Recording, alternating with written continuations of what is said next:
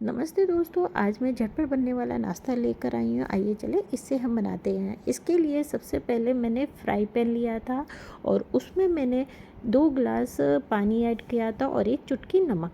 जब हमारा पानी थोड़ा सा गर्म हो गया है हल्का सा, तब मैंने गोभी को इसमें ऐड कर दिया है काट के। और गोभी को मैंने पहले से ही धो लिया था अच्छे से और सब कीड़े वगैरह सब चेक कर लिए थे। हमारी गोभी ये पक चुकी है। अब मैं इसका सारा पानी निकाल दूंगी। और ये गोभी मैंने पूरी नहीं पकाई है, आधी हमें कच्ची रखनी है और आधी ही गोभी हमें पकानी है। इसके बाद मैंने फ्राई पैन लिया है और उस फ्राई पैन में सरसों का तेल मैंने ऐड करा हुआ है। आप चाहें तो रिफाइंड तेल भी ऐड कर सकते हैं और इसमें घी का यूज़ नहीं करना इस रेसिपी में।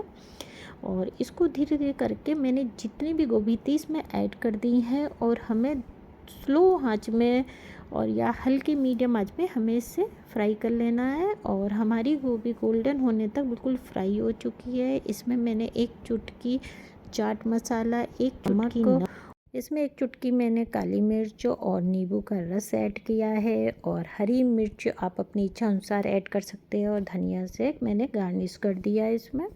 और ये हमारा हो गया नाश्ता तैयार। इसको आप किटी पार्टीज़, आप किसी में भी स्नैक्स में आप इसको यूज कर सकते हैं। आपको मेरी रेसिपी पसंद आई है तो मेरे चैनल को लाइक एंड